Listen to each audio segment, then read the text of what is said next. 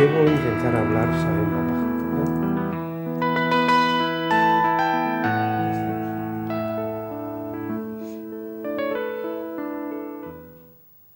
Buenos días, Gran Canaria. Bienvenidos y bienvenidas a los desayunos de Canal 13 Digital. Les recordamos que nos pueden escuchar a través de la radio, su radio, la 94.8 de la frecuencia modulada y, como no, también a través de internet, www.canal13digital.com.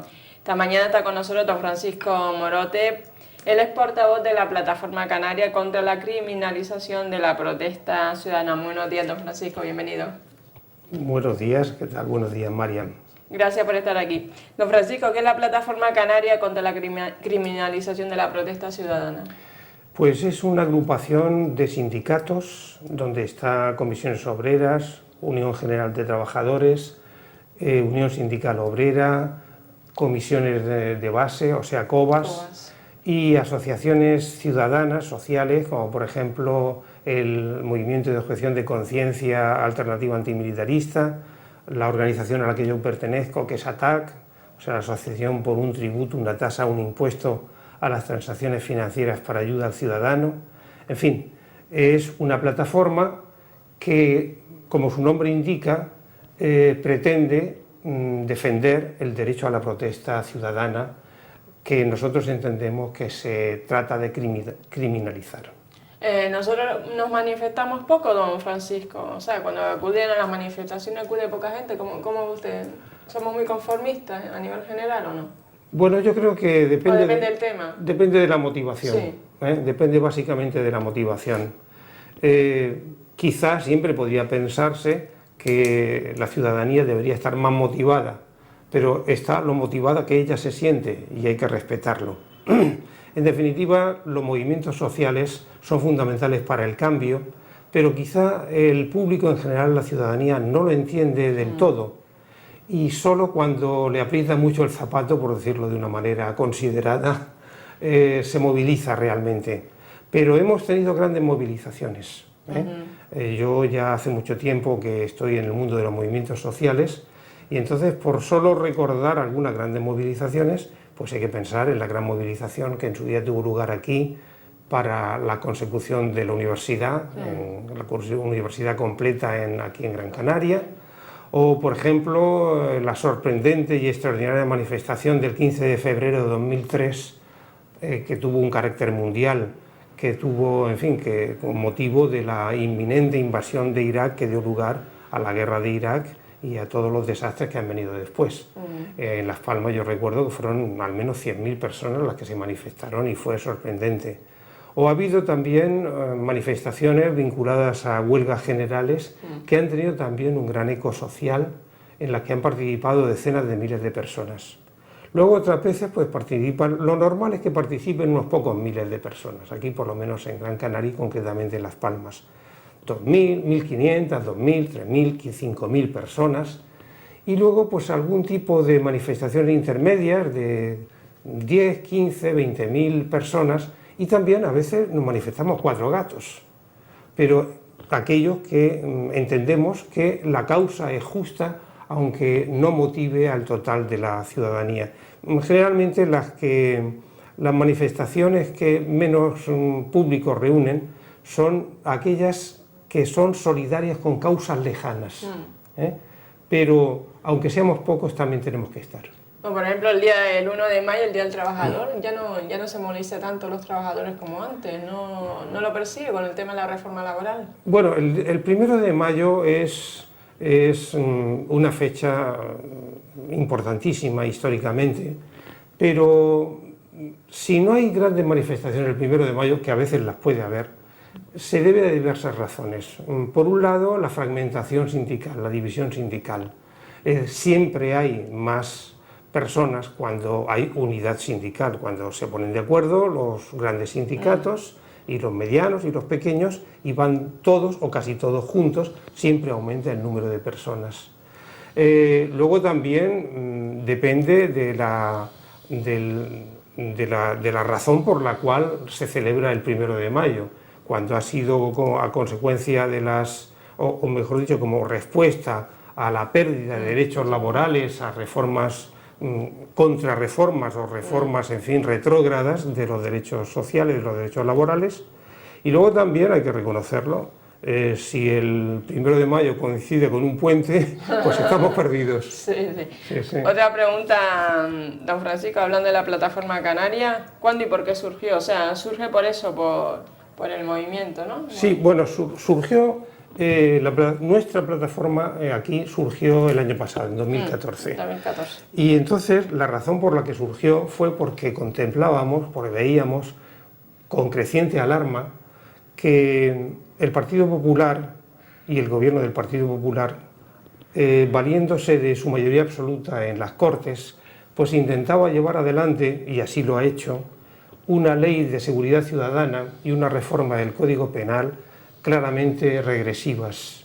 Es decir, leyes que teníamos la impresión, y desgraciadamente se ha podido confirmar, que vulneraban, violaban derechos humanos, libertades, y que criminalizaban la protesta ciudadana. Por eso precisamente adoptamos el nombre, porque entendemos que la protesta ciudadana no es un crimen ni es un delito, sino que es un derecho. Siempre, lógicamente, siempre naturalmente, que se ejerza de una manera pacífica, que es el tipo de protesta ciudadana que nosotros defendemos. ¿Qué actividades ha desarrollado la plataforma desde su nacimiento hasta hoy, don Francisco? Pues básicamente hemos desarrollado actividades, diríamos, de educación popular y de divulgación, para que la ciudadanía conozca realmente, pues en fin, qué es lo que nos estábamos jugando con estas leyes que nosotros consideramos liberticidas. Entonces, por ejemplo, hemos podido contar con la colaboración estrecha de la Asociación Jueces para la Democracia, y iniciamos, por ejemplo, nuestra actividad con un seminario en el Colegio de Licenciados y Doctores, con la presencia y la ayuda de 2 juezas, de Jueces para la Democracia. Esas mismas juezas luego nos acompañaron a Güímez, donde también hicimos un acto de este carácter. Organizamos una conferencia, un debate entre partidos políticos en el Club La Provincia, invitando a todos los partidos del arco parlamentario e incluso extraparlamentarios, pero que tienen entre los llamados partidos emergentes. Y bueno, en ese debate, por ejemplo, a pesar de que le habíamos invitado reiteradas veces, incluso yendo personalmente a su sede, el Partido Popular no quiso dar la cara, hay que decirlo abiertamente. Es decir, y de eso tenemos pruebas fehacientes, o sea, pruebas más que suficientes. Y junto con todo ese tipo de actos de carácter pedagógico, de carácter educativo y de carácter, en fin, para toma de conciencia y conocimiento de la ciudadanía, pues hemos estado presentes en distintos actos. Hemos ido a la Ciudad de la Justicia para colaborar junto con otras organizaciones en la defensa de personas que iban a ser juzgadas básicamente por cuestiones sindicales, es decir, por el tema de los piquetes, temas de este tipo y tal, ¿no? Y ya quizá el acto con el que hemos culminado nuestra labor hasta la entrada en vigor de las leyes liberticidas a las que me estoy refiriendo, que es el 1 de julio, el 30 de junio, la víspera, hicimos una concentración en la Plaza de las Ranas, que fue una vigilia a la que acudió bastante gente y que luego tuvimos la lectura de un magnífico manifiesto que después, si quieren, yo les puedo dejar aquí para que vean el extraordinario interés y calidad del documento. El tema de esta ley de seguridad ciudadana, ¿es o no una ley mordaza? Porque dice que ¿es o no una ley mordaza? ¿Se considera una ley mordaza porque limita derechos? Bueno, la pregunta, ¿la ley de seguridad ciudadana es o no una ley mordaza?, fue precisamente quizá la pregunta clave del día que tuvimos el debate de los partidos. Y todos los partidos que estaban coincidieron en que era una ley mordaza. El Partido Popular no tuvo el valor de hacer frente públicamente, pues en fin, a lo que hemos visto posteriormente, y no se atrevieron a venir. Hay unanimidad universal en que es una ley mordaza, es decir, una ley hecha expresamente para acallar para acallar, tapar la boca en un sentido literal de la palabra, pues en fin, a la ciudadanía. Es una ley que surge básicamente para luchar contra la protesta ciudadana y la protesta social que ha originado la política neoliberal desde 2011 hasta la actualidad del Partido Popular. Es decir, la respuesta de la ciudadanía a las políticas de austeridad, a las políticas de recortes sociales, a políticas, en fin, tan inhumanas como la posibilidad de desahuciar a miles, decenas de miles de personas sin la más mínima consideración de su situación familiar, laboral, etcétera, etcétera. Todo esto, pues, en los años que van de 2011 hasta la actualidad, ha generado una protesta social y ciudadana que en su conjunto, en un 99 o más %, ha sido siempre pacífica y ha sido, pues en fin, de un civismo exquisito. Y a pesar de eso, el Partido Popular ha llevado adelante unas leyes que podemos considerar, desde luego, sin ningún tipo de duda, leyes mordaza. Y a nivel europeo, don Francisco, ¿se puede comparar esta ley a otra? O... A nivel europeo, dudo que se pueda comparar. Si los espectadores tienen en fin, desean conocer más a fondo cuál es el concepto de ley mordaza, etc., yo les aconsejo que simplemente se dirijan a la Wikipedia y vean que este tipo de leyes, pues, generalmente se han aplicado en países donde la democracia estaba poco desarrollada. Es realmente lamentable y triste que se esté aplicando en un país europeo. ¿Volvemos ahora atrás a países a la situación de Franco o no? Si no llegamos a eso, porque evidentemente no se llega a eso, pero es un retroceso, es una pérdida de derechos y libertades evidente. Sí. Si me permite, sí, aquí hay precisamente el exfiscal general el exfiscal anticorrupción Carlos Jiménez Villarejo ha publicado el día 14, o sea, hace unos días nada más, un artículo en un periódico digital de gran categoría que es el diario.es, con el título, el artículo "Una ley para la represión ciudadana". Es decir, esto lo dice un exfiscal anticorrupción, Carlos Jiménez Villarejo. Entonces, ¿qué argumentos usa para decir que es una ley para la represión ciudadana? Dice lo siguiente: se fortalece la capacidad intervencionista de la policía, se restringen expresa o tácitamente derechos ciudadanos y se amplían desmesuradamente las infracciones administrativas. Asimismo, se agrava la potestad sancionadora con multas que representan finalmente una mayor presión sobre los ciudadanos, ya que su impago genera el inmediato embargo de bienes. Es decir, luego más adelante entra en el estudio de la ley de seguridad ciudadana, dice: capítulo aparte merecen las infracciones administrativas sancionables previstas en esta ley. Pasan de las 19 previstas en la ley de 1992 a 44 muy graves, 23 graves y 17 leves. Es decir, que se amplían enormemente, decisión tendente a crear un agresivo clima de coerción e intimidación a la ciudadanía. Con respecto a la Ley de Seguridad Ciudadana española, que se aprobó, como saben, que entró en vigor el 1 de julio, la unanimidad a propósito de su carácter de ley mordaza es universal. Por ejemplo, la propia ONU, a través de relatores.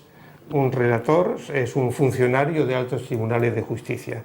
De relatores de la propia ONU, considera que estas leyes son leyes mordaza, que atentan contra la libertad de expresión, contra la libertad de manifestación, o por ejemplo, también otros organismos que consideran que son leyes mordazas son nada más y nada menos que el Consejo de Europa a través de su Comisaría de Derechos Humanos, la Organización para la Seguridad y la Cooperación en Europa, y luego organizaciones del prestigio de Amnistía Internacional, el Observatorio de Derechos Humanos, Greenpeace, es decir, justamente el día 30 de junio, víspera de entrada en vigor de la ley mordaza, saben ustedes que protagonizaron, levantándose a una torre de estas grúas que estaban haciendo obras de reparación en el Congreso de los Diputados, con una gran pancarta que decía algo con lo que comulgamos plenamente: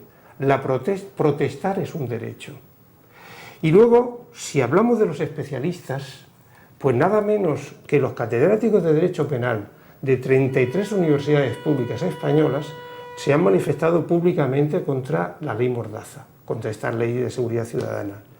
Y lo mismo han hecho asociaciones de fiscales, asociaciones de jueces, como antes cité, Jueces por la Democracia, está colaborando, o estamos nosotros colaborando y ellos con nosotros.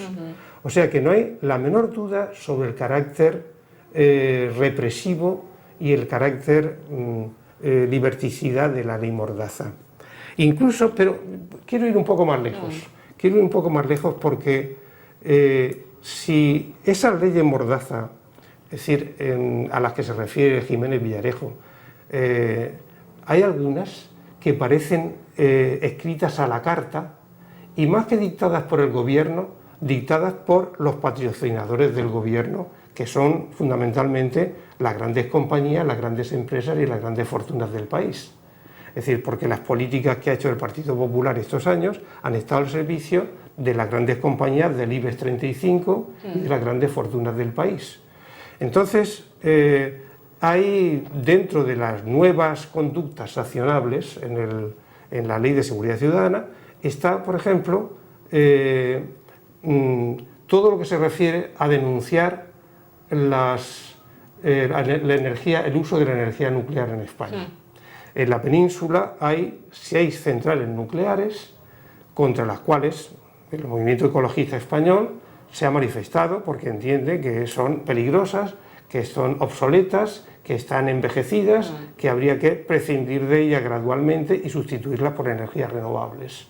Pues bien, saben ustedes que una de las organizaciones que más ha luchado por esto ha sido Greenpeace.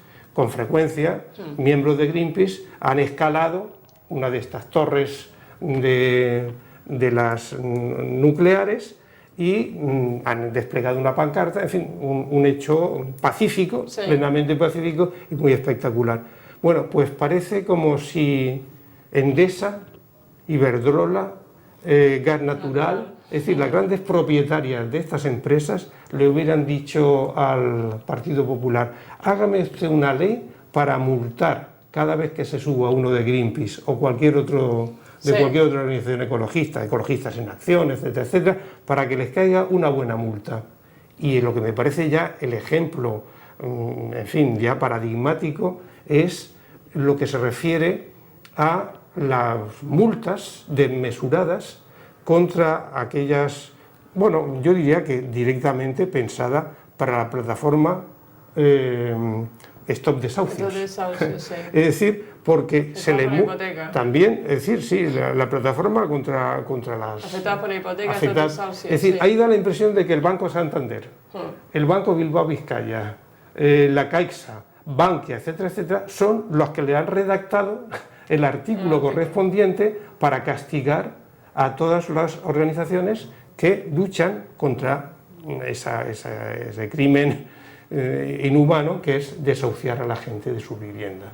Es decir, creo que, por lo tanto, este sería un resumen de todas las, en fin, ejemplos concretos de cómo realmente estas leyes se hacen no para el interés de la mayoría, sino para el interés de esa minoría que concentra cada vez más la riqueza del país y que cada vez ejerce un poder, pues en fin, más dictatorial a través básicamente del Partido Popular. Pues el tema de los desahucios no se puede manifestar entonces con esta ley, ¿no?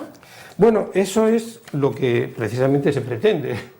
El objetivo de estas leyes es atemorizar, porque, claro, es decir, las multas son elevadísimas, es decir, las multas... Hay 3 categorías de multas. Hay 3 categorías de multas, que son infracciones graves de 600... infracciones muy graves de 30.001 a 600.000 euros, Por ejemplo, manifestarse sin comunicar en lugares críticos como centrales nucleares o aeropuertos, invadirlos, sobrevolarlos. Es decir, hoy a Greenpeace manifestarse en una central nuclear podría costarle 600.000 euros. Sí. Menuda broma, ¿no? Es decir, es disuasorio. Son medidas para coartar, para la libertad de expresión y la libertad de protesta. Luego, infracciones graves que van de 601 a 30.000 euros. Por ejemplo, impedir la ejecución de desahucios ordenados por el juez. Eso sería grave. Esta que puede ser de hasta 30.000 euros. Impedir un desahucio autorizado por el juez sería una infracción grave. Sería una infracción grave sería multada con 601 a 30.000 euros, es decir, 5 de los antiguos millones de pesetas. Esto para una organización, por ejemplo, como Stop Desahucios, que es gente de la ciudadanía normal y corriente, que no tiene una fortuna, bueno, pues entonces si no lo pueden pagar, lo tendrán que pagar con sus propios bienes. Es decir, o sea que se llega a extremos verdaderamente aberrantes. Y luego están las infracciones leves de 100 a 600 euros. Por ejemplo, la falta de respeto y consideración hacia los agentes de las fuerzas de seguridad en el ejercicio de su función. Es decir, si me han mirado mal, esto es una falta de respeto y consideración. O sea que esto es un auténtico chantaje a la ciudadanía para que no proteste. Y bueno, se puede decir que las infracciones muy graves serían el supermultazo, luego el multazo y luego la multa a secas. La multa seca, sí, serían tres categorías. Sí. O sea, a nivel europeo no hay nada igual entonces. Que yo sepa, ¿no? Como no sea en algún antiguo país del este, en fin, de esto es como Hungría o algo de eso y tal, que yo sepa, no. Pero quisiera decir también, nos hemos centrado en hablar básicamente de la Ley de Seguridad Ciudadana. Sí. Pero también el Partido Popular ha reformado el Código Penal. Y también me gustaría referirme a esto, no con mis propias palabras, sino que nada más y nada menos que con la de Eduardo Torres Dulce, exfiscal general del Estado, nombrado por el propio presidente del gobierno, el señor Rajoy, pero que a los 3 años de su nombramiento dimitió por desacuerdos evidentes con este tipo de normativas. Y entonces, a propósito de la reforma del Código Penal, en los días que precedieron a la entrada en vigor de la Ley Mordaza y del Código Penal Mordaza, del nuevo Código Penal,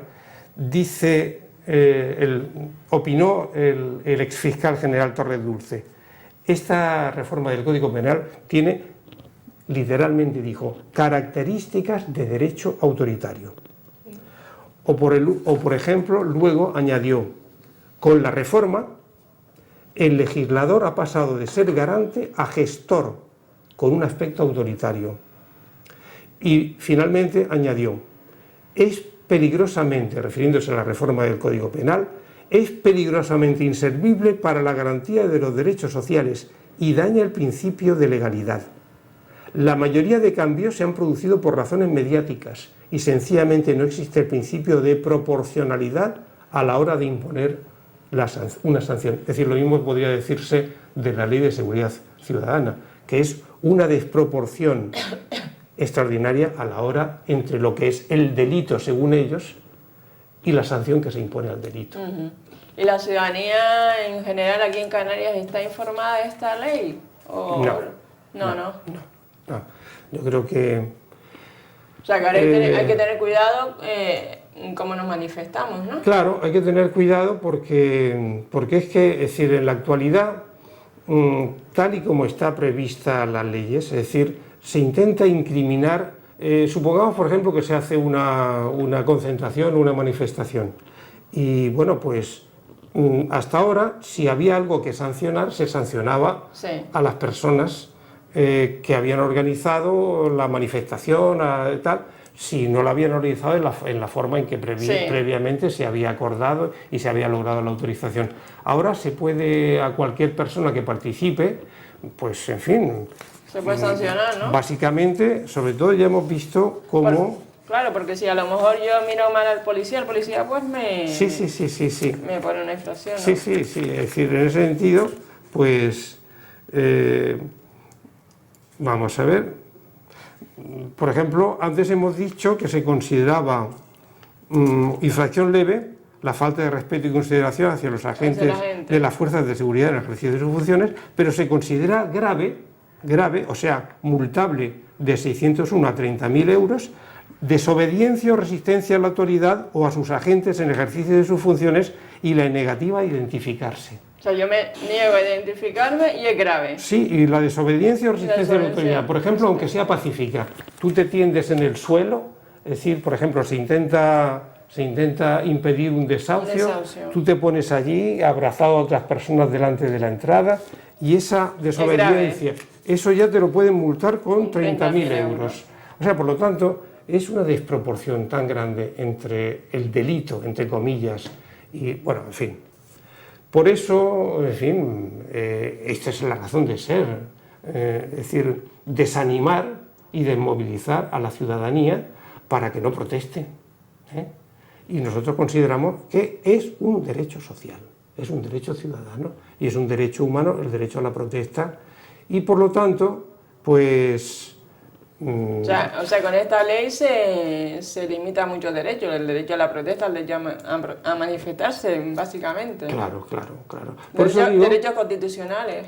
Derechos constitucionales, y por eso, pues, hay que decir que todos los partidos de las Cortes, con la excepción del Partido Popular, han presentado recursos de inconstitucionalidad. Lo que sucede es que ya sabemos lo que pasa con este tipo de recursos. Que no prospera. No, que hasta que se sustancia, hasta que se decide el Tribunal Constitucional, pueden pasar no días o semanas o meses, sino años. Y entonces, claro, pues, ¿cuál largo me lo fiáis? Entonces, al final, pues con carácter retroactivo, no me van a mí a resarcir de una multa de miles o decenas de miles o cientos de miles de euros, ¿no? Sí. Bien, de todas formas, hay que decir una cosa. Nuestra plataforma, por lo menos, está decidida a seguir luchando. Y bueno, ahora, tras su entrada en vigor el 1 de julio, nosotros tenemos 3 líneas de actuación. Seguir esta labor de pedagogía popular que estamos haciendo hoy mismo, aquí en la televisión. Seguir la acción en la calle, modulándola, midiendo, teniendo en cuenta, en fin, lo que nos jugamos, pero bajo ningún concepto quedándonos cruzados de brazos y con miedo a salir a la calle. Miedo a salir a la calle ninguno, faltaría más. Y luego también una línea política que es, ante las elecciones de este otoño o invierno, pues reclamar a los partidos políticos que se comprometieron a derogar esta ley, que lo hagan inmediatamente después de constituirse en las Cortes. ¿Es la peor ley entonces que ha establecido el gobierno popular, el gobierno de Mariano Rajoy? Bueno, es experto en publicar leyes que son lesivas para los derechos laborales, para los derechos sociales, etc. Pero esta, sin duda, es una de las peores. Es la que se lleva... Sí, es una de las que se lleva la palma. La palma, ¿no? Y luego, por lo tanto, nosotros entendemos, puesto que la intervención del Tribunal Constitucional puede ser muy lenta, entendemos que todos los partidos políticos del arco parlamentario y extraparlamentarios, que pueden ser parlamentarios pronto, tienen que ser fieles a su palabra, tienen que ser leales a lo que nos han dicho y lo que han dicho a la ciudadanía. Es decir, que cuando ellos lleguen a las Cortes, si no se produce una nueva mayoría absoluta del Partido Popular, tienen que derogar esa ley. Esto implica que incluso, aunque el Partido Popular fuera el partido más votado, cualquier partido de los que se ha comprometido ahora a derogar esa ley, no debería apoyarle bajo ningún concepto. Debería ser una condición sine qua non. Es decir, supongamos que el Partido Popular pudiera contar con ciudadanos o con otros partidos, como han podido contar, Convergencia y Unión, el Partido Nacionalista Vasco. Ya sabemos que el Partido Nacionalista Vasco y Convergencia y Unión están en contra. Luego, por lo tanto, si son consecuentes, no podrán apoyar un gobierno del Partido Popular que mantenga estas leyes. Si luego dijéramos que Ciudadanos también podría apoyarles para formar gobierno, también Ciudadanos se ha comprometido. No en el Parlamento, sino fuera del Parlamento, porque el Parlamento todavía no está. Pero fuera del Parlamento sí se ha comprometido. Hace unos días su presidente Albert Rivera dijo literalmente, cuando estaba a punto de entrar en vigor la ley Mordaza, estas leyes Mordazas, que pisoteaban los derechos de los ciudadanos.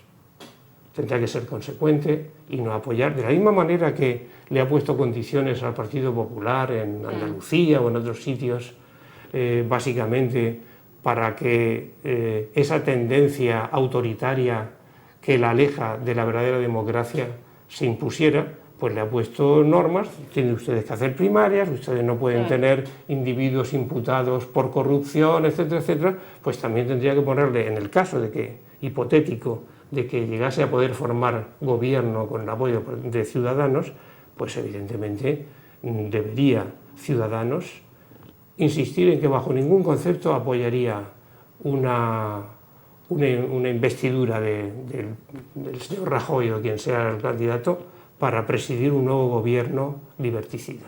Para finalizar, don Francisco, ¿qué le diría a la ciudadanía en cuanto a esta ley de seguridad ciudadana, ley Mordaza? Que se informe más.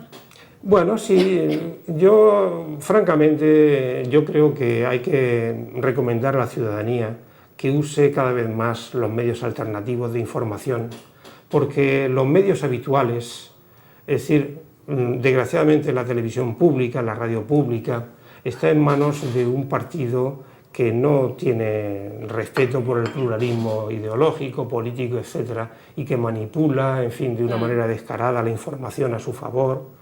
Y luego ocurre que la mayoría de los medios privados, televisiones, radios, etcétera, etcétera, sucede lo mismo.